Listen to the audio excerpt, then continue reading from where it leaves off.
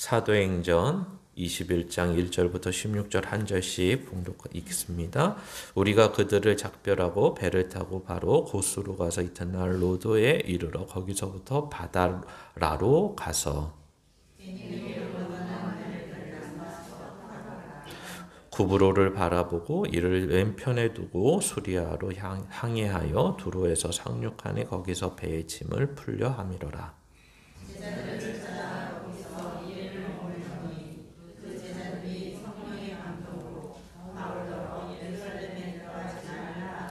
이 여러 날을 지낸 후 우리가 떠나갈새 그들이 다 그 처자와 함께 성문 밖까지 전송하거늘 우리가 바닷가에서 무릎을 꿇어 기도하고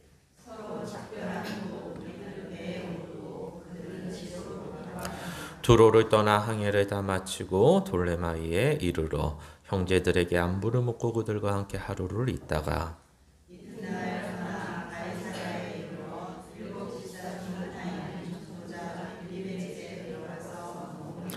그에게 딸 넷이 있으니 처녀로 예언하는 자라.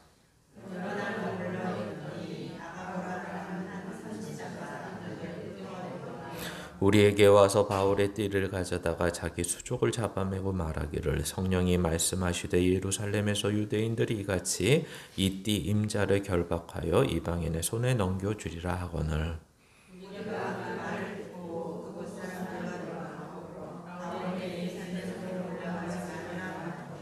바울이 대답하되 여러분이 어찌하여 울어 내 마음을 상하게 하느냐. 나는 주 예수의 이름을 위하여 결박당할 뿐 아니라 예루살렘에서 죽을 것도 각오하였노라 하니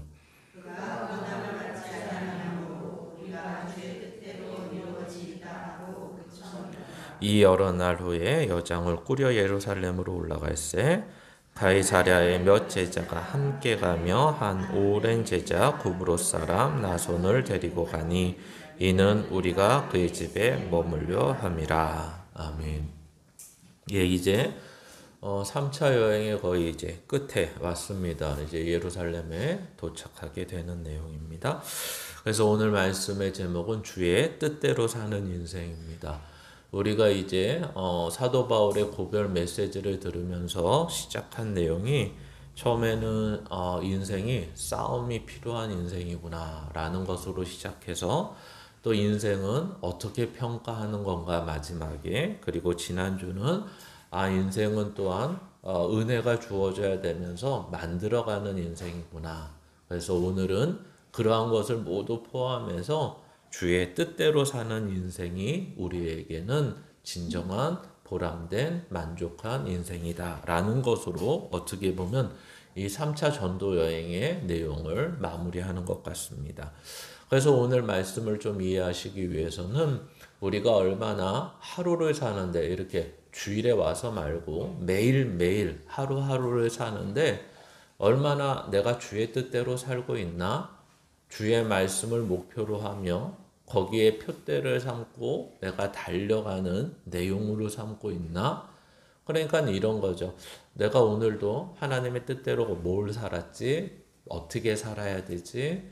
그리고 어떤 관계나 어떤 일을 통해서도 내가 이 일을 이루는데, 이 일을 하는 데 있어서 하나님의 뜻대로 하는 게 뭐지? 라고 우리가 의식적으로 또는 생각 속에 그것들을 이렇게 머물게 하고 그래서 내가 주의 뜻대로 살고 있구나, 못 살았구나를 하루를 마감하는 우리의 삶에 어떤 생각과 모습과 의지가 있느냐 한번 생각해 보시면 좋을 것 같습니다. 그래서 오늘 본문 말씀으로 들어가면 이제 요 앞의 내용과는 다르게 오늘은 크게 두 번의 이제 예루살렘으로 들어가야 되는 바울에게 이제 만류하는 장면이 나오는데 이러한 장면을 보면서 한 가지 우리가 생각해야 되는 게 이겁니다. 밀레도에서 두로로 갔다. 그래서 실제는 밀레도, 고스, 로도, 바다라, 구브로 섬을 경유해서 두로로 가는 거거든요. 근데 뭐 이렇게 말을 하면 뭐 그냥 그런가 보다 해서 원래 이제 오늘은 좀 그 다음 장에 지도를 좀 더 올렸습니다. 그러니까 요 밀레도라고 써 있고 위에 빨간 글씨로 바울의 밀레도에서 예루살렘까지 이동 경로가 저 위에 에베소도 써 있고 여기가 터키, 요즘에 터키 지역이라고, 튀르키예 지역이라고 생각하시면 되고, 이제 밀레도가 튀르키예 쪽에 바다 쪽 동네라고 생각하시면 되고, 이제 그 다음에 고스라는 데가 떨어진 섬, 그리고 로도도 떨어진 섬, 그리고 다시 바다라. 이게 그냥 명칭이에요. 아, 여기가 바다예요 라고 하는 게 아니라 바다라 라는 명칭입니다. 그래서 이제 베니게, 이제 지중해 쪽으로 해서 구브로라고 중간에 있죠. 두로 사이에. 그래서 왼편으로 이렇게 배를 타고 꺾어서 이제 두로, 이스라엘 지역으로 우리가 보통 말하는 이제 예루살렘 위에로 이제 도착하게 됐다. 이게 몇 절 안 되는 것 가운데 있는 내용입니다. 그러니까 1, 2차 전도 여행 때는 예를 들면 이런 거죠. 뭐 밀레도에서 어떤 일이 있었다. 그리고 다음 장 보니까 고스 섬이라 섬에서 뭐 어떤 일이 있었다. 로도에서 어떤 일이 있었다. 바다라는 데서 어떤 일이 이렇게 이야기가 됐던 것들이 이상하게 3차 전도 여행이 시작되면 그냥 쭉쭉쭉 와요. 뭐 특별히 어떤 뭐 기적이 일어났다. 거기에서 교회 복음을 증거하는데 어떤 박해가 있었다. 거기에서 뭐가 있었다. 이런 내용은 거의 없습니다.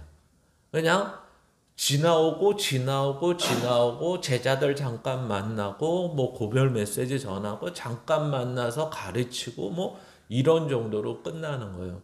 그러니까 마치 1, 2차 전도 여행은 마치 고지를 점령, 전투로 말하면 고지를 점령하는 개념이죠. 이제 직접 싸우고 전투를 하고. 근데 마치 이제 3차 전도 여행 때부터는 그 고지를 점령하면서 총을 쏘고 가는 것이 아니라, 야, 예루살렘까지 가서 이제 전투를 해야 되는데 거기까지 지나서. 근데 지나는데 어려움이 있으니까 돌아가고, 막혀 있으니까 돌아가고, 끊어져 있으니까 돌아가고, 매복이 있으니까 돌아가고. 이렇게 마치 3차 전도 여행은 예루살렘까지 가고 로마를 가기 위한 막 총을 쏘면서 전투하는 내용이 아니라 거기까지 가기 위해서 돌아가고 빼가고 고난이 있고 어려움이 있고 죽음을 당할까봐 그런 내용으로서 가득 차 있다라는 것입니다. 그러니까 그런 모습들을 좀 머릿속에 넣어 두셔야 됩니다. 그래서 오늘 또 재미있는 표현은 이런 표현이 있죠. 우리를 좀 헷갈리게 하는 것이 4절에 보시면 제자들을 찾아 거기서 이래를 머물더니 그 제자들이 성령의 감동으로 바울더러 예루살렘에 들어가지 말라 하더라. 그러니까 제자들이 지금 이렇게 여기까지 오시는데도 어려움이 이렇게 많으셨고, 그리고 이제 연로해지셔서 나머지 여정이 힘드실 텐데, 그리고 우리가 알다시피 이미 바울이라는 선생님도 알지 않습니까? 성령께서 이미 보여주셨는데 쉽게 말하면 예루살렘에 가면 결박을 당할 것이라고 이미 사도행전 20장에 자기도 알고 나머지 사람들도 다 압니다. 근데 제자들이 성령의 감동으로 제자들도 알게 됐고 거기에 대해서 반응이 어떠냐면 만류하는 거죠. 근데 이제 여기서부터 우리가 이상히 여겨야 되는 것이 왜 성령의 감동이 됐는데 누구는 끝까지 가야 된다. 바울은 끝까지 가야 된다 그러고 근데 그 제자들은 또 뒤에 나오는 이 아가보라는 선지자도 막 모양까지 갖춰주면서 너 가면 결박당하는 모습까지 보여주면서 절대 안 된다고 이렇게 만류를 하느냐. 도대체 성령의 감동으로 다 받았는데 누구는 간다 그러고 누구는 가지 말라 그러느냐. 예, 성령께서 가라 말라라고 하지 않았다는 거죠. 이해가 되십니까? 성령의 감동을 제자들도 받고 아가보라는 선지자도 받고 사도 바울도 받았는데 거기에 대해서 사도 바울은 선택을 하는데 난 그 결박이 있어도 고난이 있어도 갈 거야 이거고, 제자들과 아가보는 결박이 있는다고 성령이 다 가르쳐 주던데 왜 굳이 가서 어려움을 겪느냐, 안 갔으면 좋겠다 이렇게 되는 것입니다. 그러니까 성령의 감동이 누구한테는 반대, 누군 찬성, 이렇게 지금 헌잡해서 이루어지는 그런 내용이 아닙니다. 그렇죠? 성령은 가라, 마라 이렇게 말하지 않는다는 거죠. 그래서 그것을 아는데 누구는 가는 걸 선택하고 누구는 가지 않는 것을 선택할 뿐이다. 이렇게 이해하시면 됩니다. 그래서 두 번째 내용이 이제 아가보 선지자를 만나는데 약간 독특한 것은 빌립 집사가 등장한다는 것입니다. 그러니까 빌립 집사는 어떠한 사람이냐라고 했을 때 이제 초대교회 7집사를 뽑을 때 그 7집사 중에 스테반 집사가 있었죠. 그리고 이 집사는 어떤 바울과의 관계 속에서 어떤 관계냐?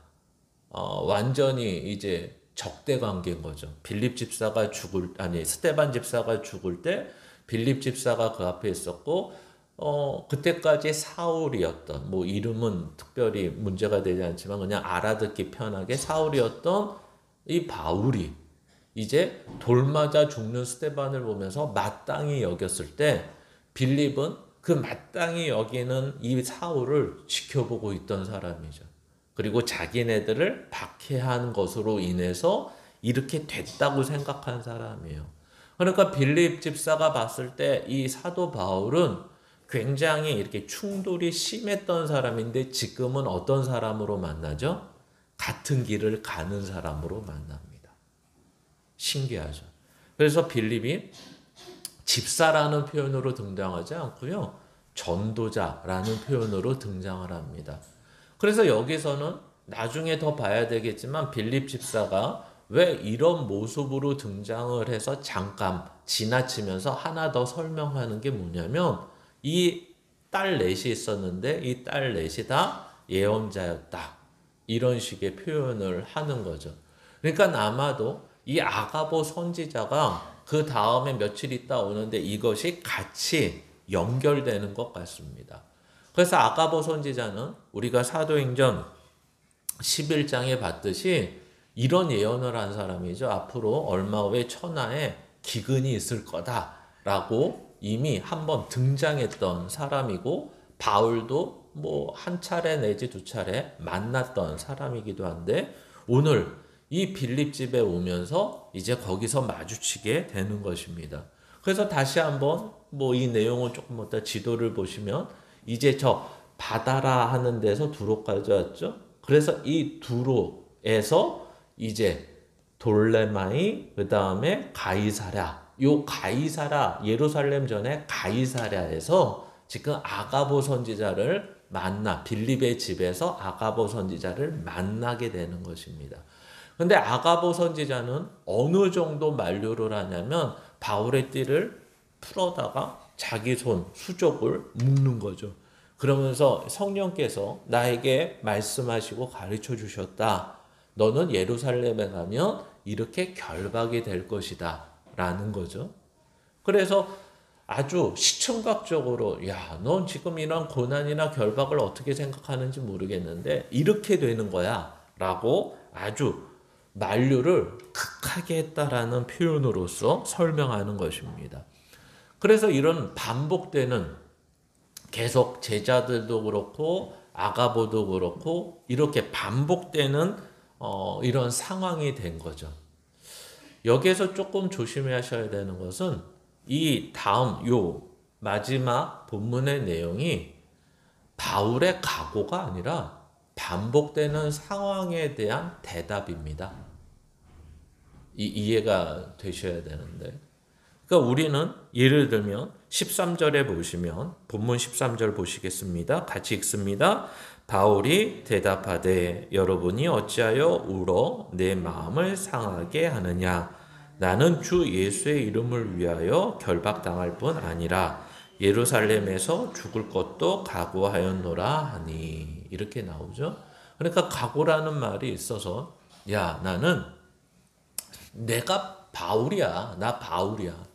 나 이렇게 주 예수를 위해서 죽을 각오도 있는 사람인데 뭐 이렇게 결박당하고 감옥에 갇히고 이런 것들이 뭐가 대수겠어? 이런 걸 보면서 야, 역시 바울은 다르구나. 이렇게 생각하실까 봐 그래요. 그러니까 우리도 일사각오라는 우리의 한자가 있듯이 마치 이러한 것이 신앙인 것 같구나. 이렇게 이해를 하시는데 사도 바울은 이런 것을 표현한 것이 아니라 어디를 가나 지금 이런 모습들을 보면서 자기가 말할 수밖에 없는 상황이 되는 거예요. 설명을 할 수밖에 없는 상황이. 마치 이런 거죠. 아, 나는 믿음으로 살 거야. 나는 믿음으로 열심히 하나님을 의지해서 살 거야. 라고 말하는데 누가 옆에 오더니 야, 너 그렇게 하나님의 뜻대로 성경대로 믿음으로 살면 너 인생이 힘들어 라고 말하는 거죠. 그러면 거기에다 대고 글쎄 말이야, 예수 믿는데 왜 이렇게 힘들지? 이렇게 말하는 게 아니라 그래, 예수 믿어도 이렇게 힘든 부분이 있어. 그리고 나는 이제 힘들든 좋든 안 힘들든 상관없이 예수 믿음으로 살 거야. 만약에 하나님이 뭐 이렇게 살다가 죽으라고 하면 죽어야지 어떻게 하겠어? 이 얘기입니다. 이 얘기.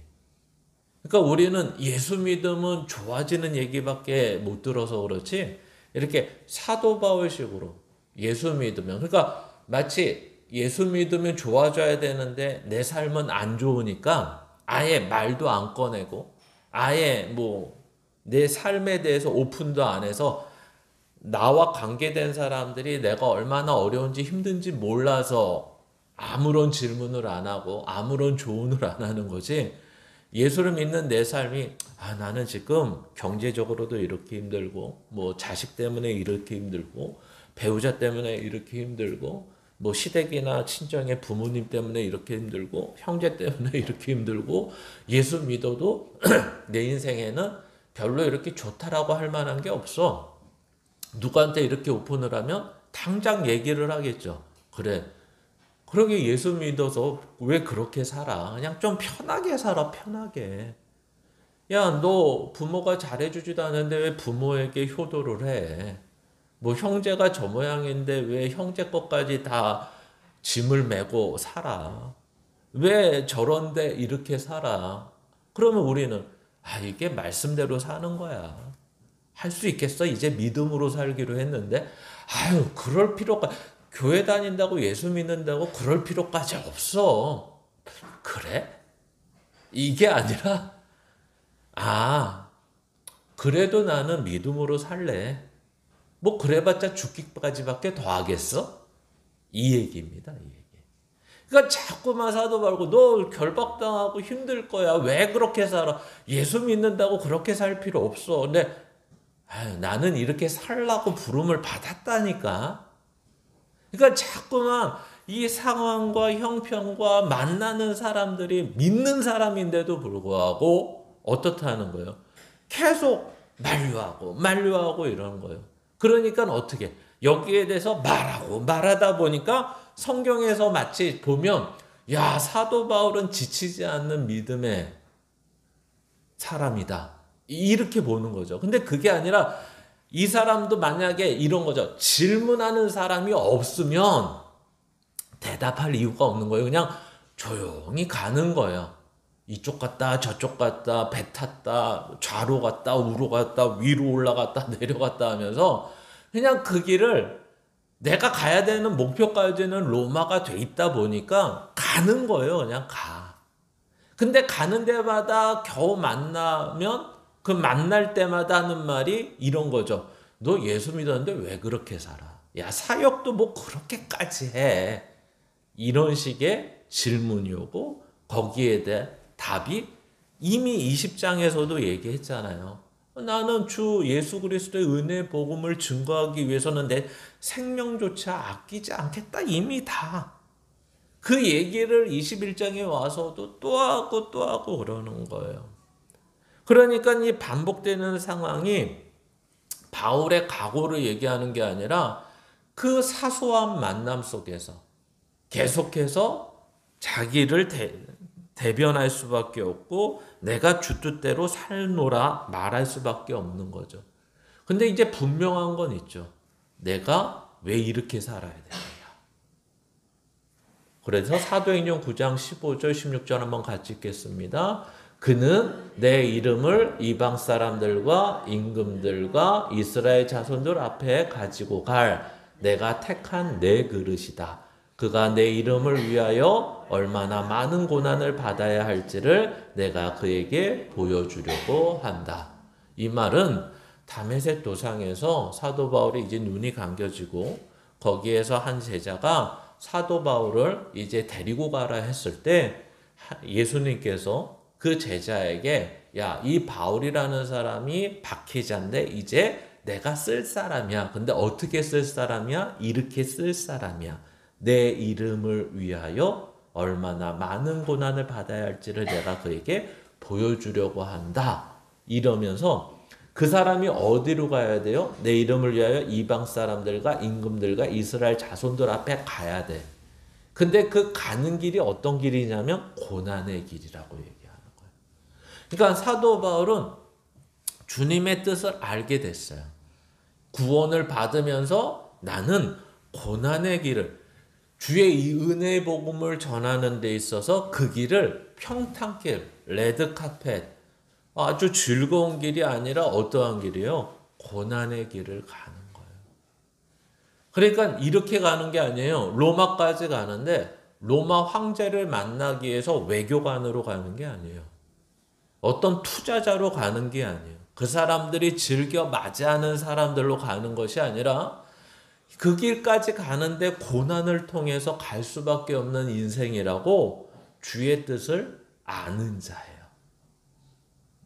이게 바로 사도 바울이 자기에 대한 인식과 자기가 주의 뜻을 따라 살아가는 모습의 내용이었다. 이렇게 이해를 하셔야 된다는 거죠. 그래서 오늘 제목과 같이 이렇게 사도 바울만이 이렇게 주의 뜻을 아는 것이 아니죠. 주의 뜻은 우리가 성경을 보면 특별한 것은 없어도 이 주의 길이라는 것을 다 주의 뜻이 무엇인지를 알 수 있는 것이 너무나 많다라는 거죠.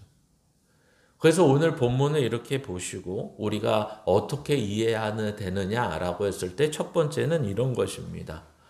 바로 나와 세상의 관계죠. 그래서 나는 의인으로서의 나고 세상은 죄악된 세상이라고 표현을 합니다. 항상 제가 성경 공부를 할 때 구원에 대해서 설명을 할 때 우리의 인생에 대해서 그 구원과 연관해서 어떻게 설명을 하냐면 이런 설명을 하나 합니다. 우리가 의인이 됐습니다. 그러나 우리는 아직 어디에 삽니까? 라고 묻죠. 그러면 아직도 의인이 살 만한 천국으로 사는 것이 아니라 바로 아직도 죄악된 세상에 산다는 것입니다. 그러니까 왜 이걸 설명을 하냐면 사도 바울만 혹시 저런 주의 뜻을 받은 게 아닌가? 내가 볼 때는 예수 믿은 사람 중에 잘 먹고 잘 살아서 예수 잘 믿고 사는 사람이 뭐 TV나 어디에 간증을 보면 많은데 왜 사도 바울의 특별한 사명 때문에 저런 거 아닌가? 원래는 많은 사람들은 이렇게 예수 믿고 잘 살아야 되는 거 아닌가? 라고 생각하실까 봐 그래요. 사도 바울의 인생을 보여주시는 것은 사도 바울이 특별해서가 아니라 이제 많은 제자들이 사도가 돼서 예수 그리스도의 복음을 전하는 데 있어서 성경은 이렇게 얘기하는 거죠. 많은 사도들도 사도 바울과 같은 인생의 사역과 인생을 살았다. 그리고 예수 믿는 우리들도 앞에서의 그런 특별한 사역과 사명의 모습은 없더라도 오늘 사도 바울이 얘기하는 모습이 바로 우리들의 모습이다. 왜 그럴 수 있느냐라고 했을 때 바로 여기에서 말하는 의인이 사는 죄악된 세상이기 때문에 그렇다. 의인이 의인답게 아주 자연스럽게 편안하게 잘 살려면 어디서 살아야 되냐면 천국에서 살아야 됩니다. 그래서 내가 하는 섬기는 것, 내가 하는 사랑하는 것, 내가 하는 긍휼히 여기는 모든 것이 인정받고 보상받고 복된 인생으로서 나에게 다가오죠. 그러나 이 죄악된 세상에서 하나님의 뜻대로 사는 것, 사랑하며 살고 섬기며 살고 베푸며 살고 긍휼히 여기며 사는 모든 것들은 이 죄악된 세상에서는 오히려 인정받지 못하는 것이고, 오히려 너는 왜 그렇게 사느냐, 왜 그것 때문에 이렇게 힘들게 사느냐라고 돼버린다는 것입니다. 그래서 어떤 사도 바울과 같은 결박되는 고난이 없더라도 아까 이미 말씀드린 것처럼 너 예수 믿는데 왜 이렇게 살아? 라고 들을 만한 내용들이 우리에게 있고, 그것을 성경은 고난, 사도 바울이 받는 고난과 같은 선상에서 이야기하고 있다라는 것입니다. 그러니까 아까 이미 언급한 것처럼 우리의 삶의 얘기를 누군가가 했을 때 그것이 잘 됐다는 얘기가 아니라 손해보고 희생하고 헌신하고 섬기고 어려운 가운데서 이렇게 사는 얘기를 했을 때 세상 사람들은 그렇게 이해를 못한다는 거죠. 그러니까 우리가 와닿는 얘기로 하면 이렇게 해야 되는 거예요. 야, 너 저번 때 기부금 영수증 언뜻 보니까 야, 그렇게 헌금을 많이 내? 야, 그 돈으로 애 학원 더 보낼 수 있겠다. 야, 그 돈으로 대출금 빨리 갚을 수 있지 않겠어? 야, 그 돈이면 여행 한번 갔다 와서 너 스트레스 푸는 건 좋지 않겠어? 그거 너무 하는 거 아니야? 이렇게 묻는 거죠. 그럼 우리는 뭐라고 대답하죠? 아, 난 이게 안 아까워. 나는 더 내야 될 것 같은데 그래도 나는 여기에서 살아야 되는 것 때문에 그래도 이 정도밖에 안 내는 거야. 그럼 너 왜 그렇게 해야 되는데? 나는 주의 뜻대로 살려고 하는 사람이기 때문에 그래. 물론 어려워. 그렇죠? 학원 한 번 더 보낼 수 있는 돈으로 학원 못 보내면 나중에 이게 애가 알면, 근데 나중에 애가 커서 믿음이 없는데 엄마가 교회 헌금하느라고 나 학원을 하나 들보내서 내가 한 군데 낮은 대학을 갔다, 이런 식으로 해석을 해버리면 애가 나중에 어떻게 하겠어요? 원망하겠죠. 왜 엄마는 그렇게 살았어? 왜 자식인 나한테 안 하고 왜 교회에 갖다 바쳤어? 세상적으로 표현하면 이런 거죠. 이게 주님께 함께하는 거고 주를 사랑하는 모습이고 이런 거야. 그러면 또 이제 질문, 왜 꼭 돈 얘기로 예를 드시면, 아, 이게 확 와닿으니까. 그쵸? 확 와닿으니까. 이거보다 와닿는 내용이 요즘 어디 있어요. 그쵸? 뭐, 내가 열심히 섬겨주고, 봉사하고, 이렇게 도와줬는데 날 배신했다. 이걸로는 와닿지 않으시잖아요. 해본 적이 없으시니까. 그러니까 돈 얘기를 할 수밖에 없는 거죠. 그러니까 우리는 이 죄악된 길에서 내가 믿음으로 주의 뜻대로 살면 거기에 대해서 인정받거나 보상받는 일이 거의 없죠. 너는 왜 그 길을 가? 오늘도 보십시오. 제자들이나 예언을 한다는 사람도 왜 굳이 그 길을 가세요? 이러잖아요. 그렇죠? 그러니까 저희 어머니도 왜 4대째 예수를 믿어도 제가 신학교를 가요. 왜 굳이 그 길을 가냐요. 왜 제가 목사 된다고 할 때만 해도 한 30여 년 전만 해도 신학교를 갈 때는 뭐 제 나이 또래선 죄송한 분이가 공부 못하는 애들, 집안 형편 어려운 애들, 그리고 목사가 되면 그때만 해도 대형교회라는 개념이 별로 없어서 힘들게 사는 사람들, 이런 거예요. 그러니까 우리 어머니가 얼마나 걱정이 되셨으면 제가 신학대학 간다고 했을 때 그때 60세부터 받는 연금을 들어주셨어요. 뭐 그렇다고 많이 받는 건 아니에요. 그러니까 아들이 얼마나 걱정이 되면 얘가 목사 돼서 먹고 살 수 있을까? 얘가 뭐 나중에는 어떻게 살까? 이런 거죠.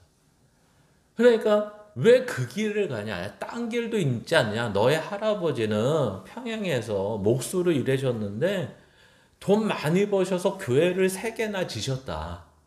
야, 그렇게 살면 되지. 왜 목사가 돼서 이 길을 굳이 가냐? 이런 거죠. 근데 우리 어머니가 아직도 살아 계셨어야 되는데 이렇게 살잖아요. 그죠? 어떻게든 살아요. 그러니까 이 사도 바울을 보면 그렇게 얘기하는 거예요. 이 고난의 길을 왜 이렇게 가느냐? 고난의 길인 건 맞지만 왜 이렇게까지 하느냐? 이 얘기를 하는 거예요. 왜 이렇게까지 하느냐? 근데 사도 바울은 이 얘기를 하는 거예요. 야, 이게 주님이 가신 일이고 죄악된 세상 속에서는 이 모습이 당연한 우리들의 모습이다. 이렇게 얘기하는 거예요. 그래서 요한복음 15장 18절 19절 한번 같이 읽겠습니다. 시작. 세상이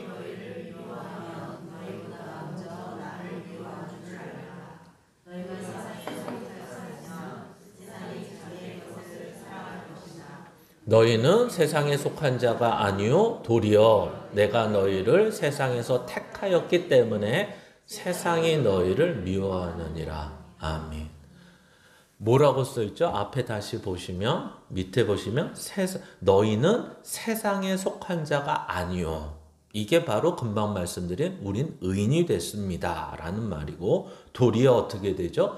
내가 너희를 세상에서 택하였다. 이 죄악된 곳에서 너희를 의인으로 불렀다.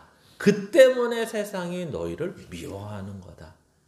근데 세상이 나를 사랑하는 것 같고 나도 세상을 사랑하면 어떻게 되죠? 고민해 보셔야 되죠. 그렇죠? 뭐 세상이 날 사랑하는 거야 내가 인기가 좋았나 보다 할 수 있지만 아직도 내가 세상을 사랑해. 그러니까 이번에 베트남 다낭이라는 데를 가니까 사람들은 아주 기가 막힌 것 같아요. 관광객이 별로 없어요. 날씨가 아침에는 18도, 오후에는 뭐 23도, 24도, 그리고 하루 종일 먹구름, 뭐 이런 거예요. 한국 관광객이 별로 없더라고요. 다들 아는 거죠. 나 혼자 세상을 사랑하지 않고 잘못 알고 갔어. 이게 만약에 놀러 가는 거였으면 아주 낙심함이 올 것 같았어요. 아주 낙심하며. 네. 그죠? 세상을 사랑한다는 건 그만큼 관심이 많고 내가 즐길 것과 내가 생각하는 것들을 이루고자 하는 것이 너무나 많은 이 땅이에요. 근데 오늘도 보시면 내가 너희를 세상에서 택하였기 때문에 세상이 너희를 미워하느니라. 그러니까 이 말은 뭐죠? 너 예수 믿는 자들아 참 미안하지만 내가 받은 박해, 예수 그리스도께서 받은 박해를 너희가 나를 믿는 순간 같이 받을 것이다. 그리고 내가 가는 십자가의 고난의 길을 여기에는 뒤에 그 내용이 나와요. 너희도 그 길을 가는 것이다. 참 미안한데 아니 원래 미안하단 말은 없어요. 제가 이렇게 여러분들에게 미안해서 이 땅에서 영광의 길이 레드카펫이 펼쳐지는 게 아니다. 이 땅에서 보상이 되는 게 아니다. 이 땅에서 복된 인생을 누리는 게 아니다. 이 땅에서 그리고 미안한데 내가 능력이 없으니까 여기서 나는 예수야. 예수님이 나는 능력이 없어서 못 해주는 게 아니라 하나님의 뜻이 이 땅은 아직 죄악된 세상으로 남겨두셨기 때문이다. 이렇게 얘기하는 거예요. 절대로 이 죄악된 세상에서는 의인으로 주님의 뜻대로 산다 그래서 보상과 복과 고난의 길이 없어지지 않는다. 고난의 길은. 그러니까 그 고난의 길이 어떤 길이냐면 그게 영광의 길이다. 봐라. 다른 사람들은 다 넓은 길로 가지 않느냐. 근데 이제 예수 그리스도를 믿은 우리들은 좁은 문, 좁은 길로 간다. 우리가 비행기를 탈 때 제일 부러운 게 뭐예요? 우리는 일반석 타느라고 줄 쫙 섰는데 비즈니스나 뭐 1등석 타는 사람 따로 이렇게 들어가면 와 부럽죠. 속으로. 입으로 와 하지 않아도 속으로 부럽죠. 베트남에서 나오는데 뭐 이렇게 줄이 건지 그냥 출국 심사만 한 40분 서서 쭉 줄대로 가는 거예요. 근데 옆에서 누구는 막 바로 이렇게 싹. 이게 좁은 길이면 어떠시겠습니까? 이게 좁으면 좋으시겠죠? 네, 그걸 좋아하셔야 된다니까요. 우리가 지금 천국 가는 이 좁은 길, 좁은 문으로 가고 있는 거예요. 이 사람들은 넓은 문, 넓은 길로 가는 거죠. 근데 이 길이 우리가 볼 때는 지금 우리의 믿음 없는 눈에 볼 때는 고난의 길처럼 보이는데 이 길이 1등석의 길이고 비즈니스의 길이다. 이렇게 생각하시며 가야 된다는 거죠. 그러니까 사도 바울은 거기에 대해서 이렇게 설명을 하고 있는 거예요. 제자들이 만류하고 아가보 선지자가 만류하는 그 길을 이 길은 얼마나 위대한 길이냐면 주님이 가신 길이야. 왜? 우리는 다 말로는 이러잖아요. 예수님이 가신 길을 저도 따라가겠습니다.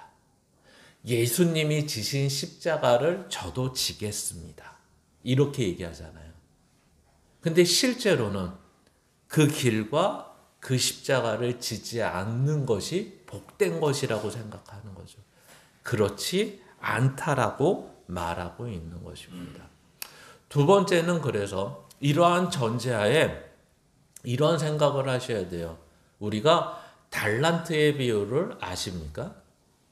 달란트의 비유는 마태복음 25장 15절부터 쭉 30절까지 나와 있는 비유고, 이제 그 부자가 이제 농부들한테 또 자기 밑에 있는 종한테 한 사람한테는 5달란트, 한 사람한테는 2달란트, 한 사람한테는 1달란트를 나눠주고 나중에 그것을 결산한다라고 했습니다.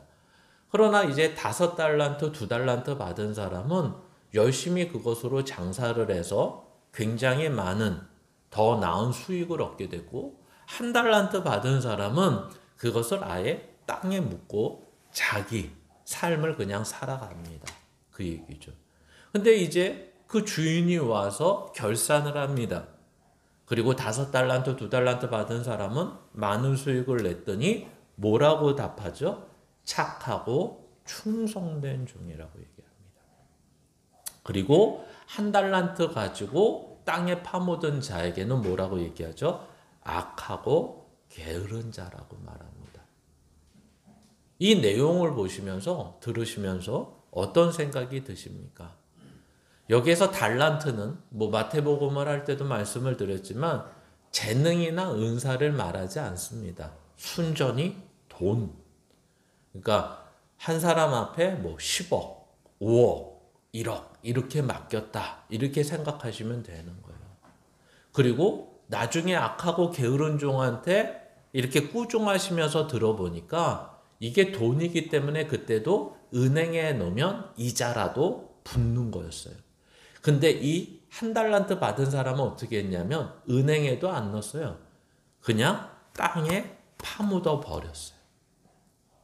그러면서 이것은 은행에만 넣어도 부풀어지는 것들인데 어떻게 너는 이것을 땅에 파묻어 놓고 너 갈 길만 갔느냐. 그래서 악하고 게으른 종이라고 말하는 거예요. 그러니까 왜 재능이나 은사가 아니냐. 만약에 재능이나 은사면 하나님 앞에 달라 그래야 되는 거죠.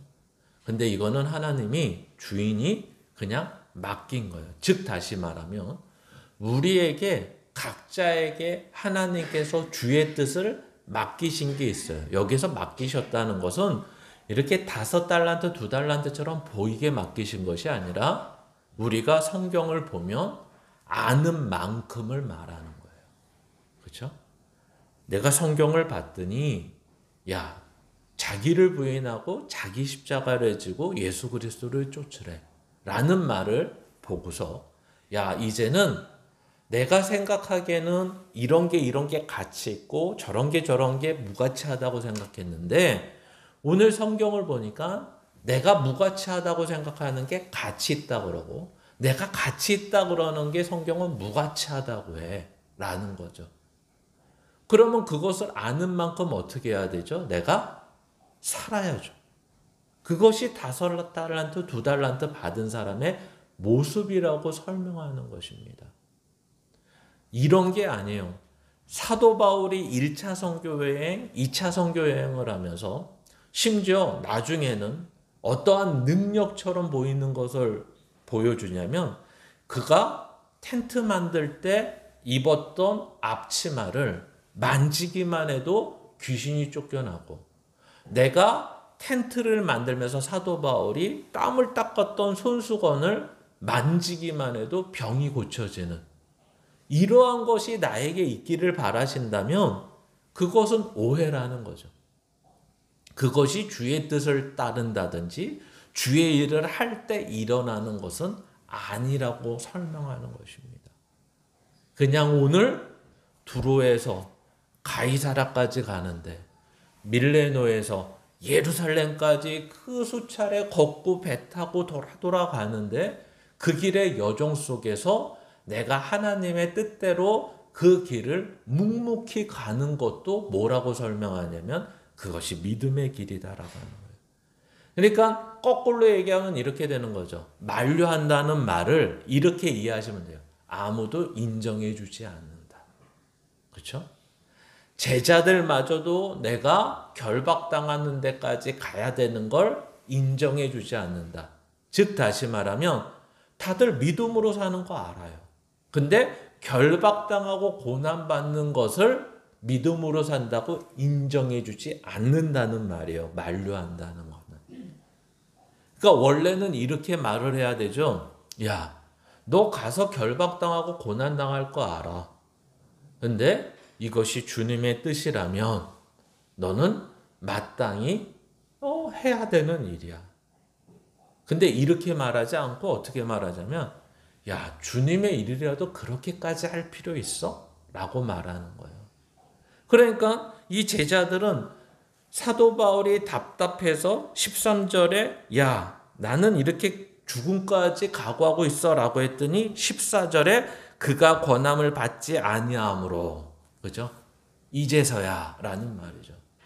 야, 제자나 아가보나 이렇게 가지 말라고 야, 그게 꼭 예수 믿는 사람의 모습은 아닐 수 있어 라고 말을 하더라도 뭐라고 얘기했다는 거예요. 그가 권함을 받지 아니하므로 우리가 주의 뜻대로 이루어지다 하고 그를 하고 그쳤노라.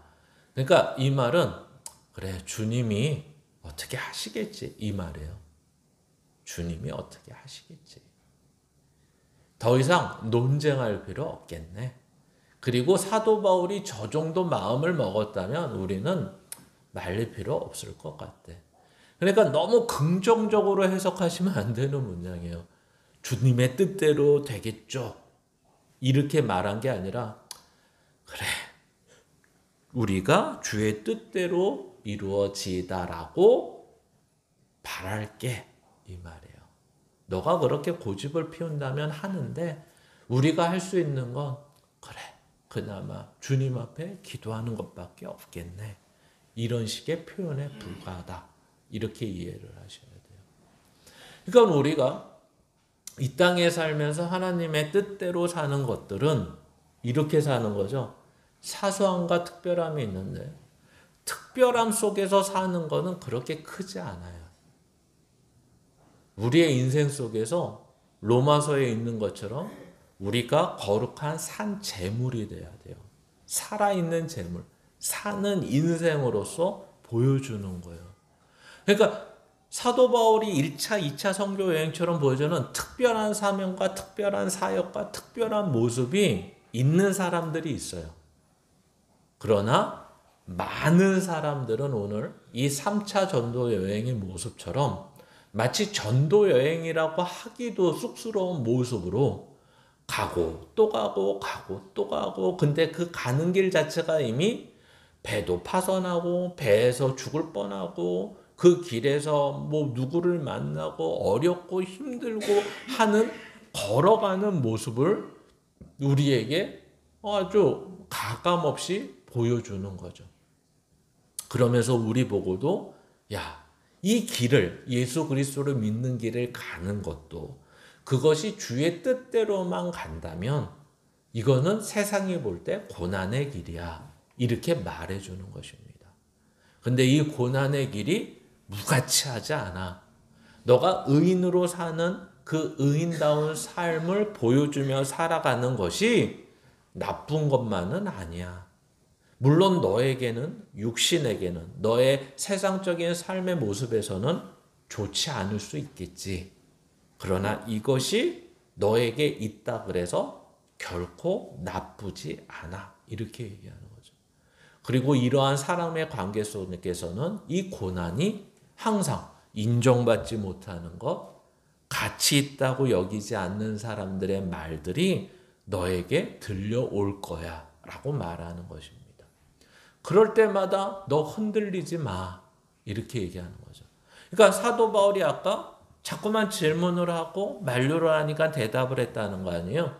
대답을 했다는 건 뭘까요? 자기를 추스리는 거예요. 자기를. 그러니까 입으로 내야 돼요. 그렇죠? 나는 그러니까 입으로 안 낸다는 거. 아가보 선지자, 야 전에도 이런 것도 맞힌 사람인데, 기근이 온다는 것도 맞췄는데 맞췄잖아. 하나님의 뜻을 나보다 잘 아는 것 같은데, 근데 만류를 해. 그러면 어떠실 것 같아요? 입을 가만히 닫고 그때는 닫겠죠. 그리고 생각해 보겠죠. 야, 나 혼자 그냥 생고집 피는 거 아니야? 그죠? 나 혼자 괜히 죽을 것까지 각오하는 거 아니야? 근데 그때 입을 열어야 되죠. 그렇죠? 뭐라고 열죠? 나는 결박당할 뿐 아니라 예루살렘에서 죽을 것도 각오하고 있습니다. 이렇게 얘기를 해야 된다는 거예요. 그러니까 입을 다물고 있다는 거는 둘 중에 하나죠. 고민이 된다. 또는 저 사람 말이 맞을 수 있구나. 이거예요.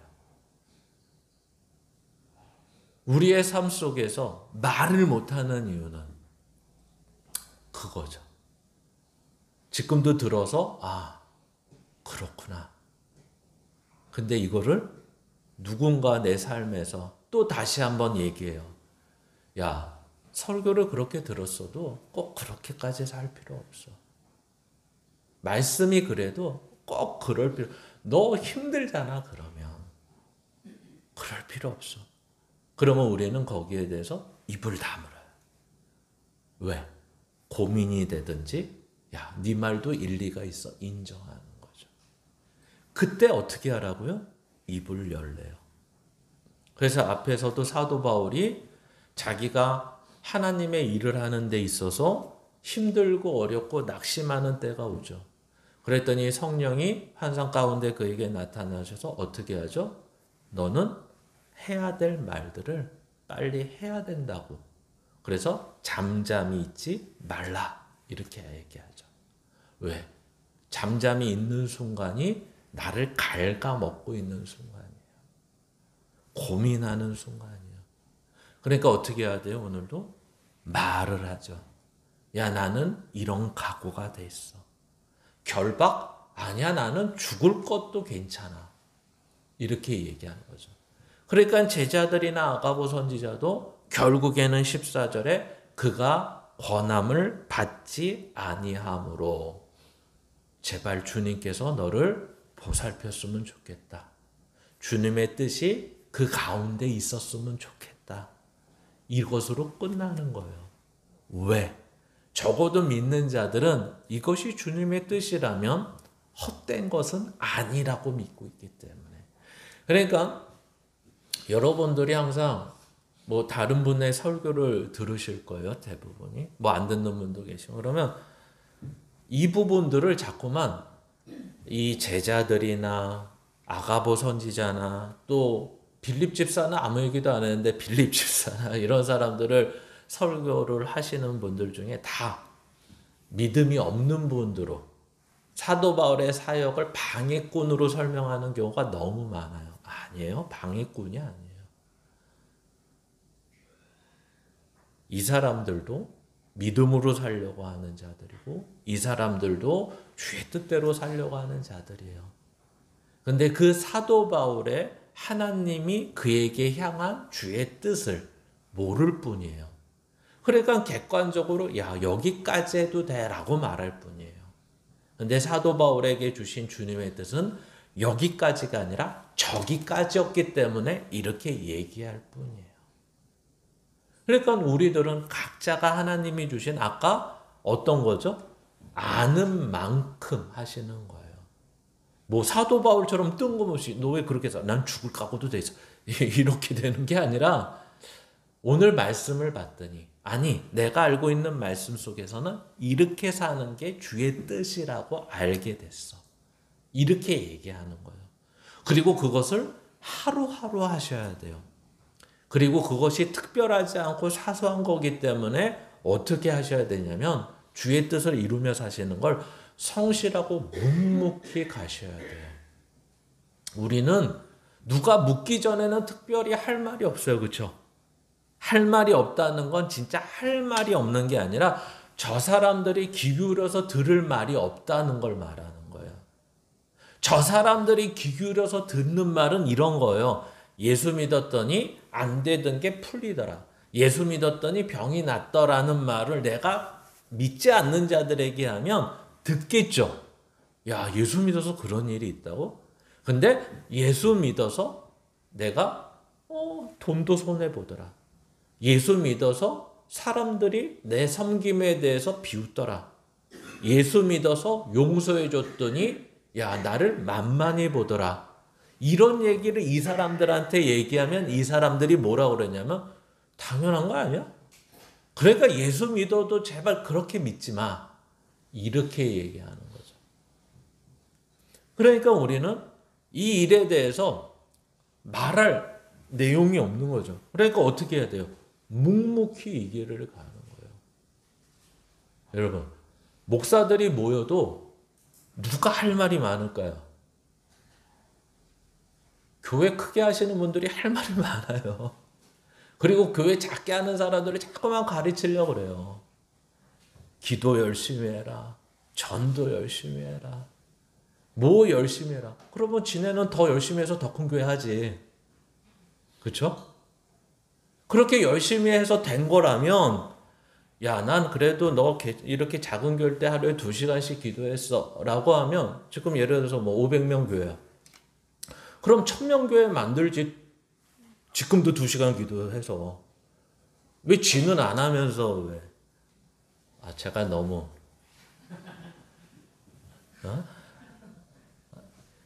그러니까 이게 뭔지를 모른다는 거예요. 그러니까 주의 뜻대로 아는 만큼 하루하루 그 사소함에 성실과 묵묵함이 이게 신앙이라고요. 이게 신앙. 기도했더니 들어주셨더라. 내가 이렇게 열심히 해줬더니 이루어주셨더라.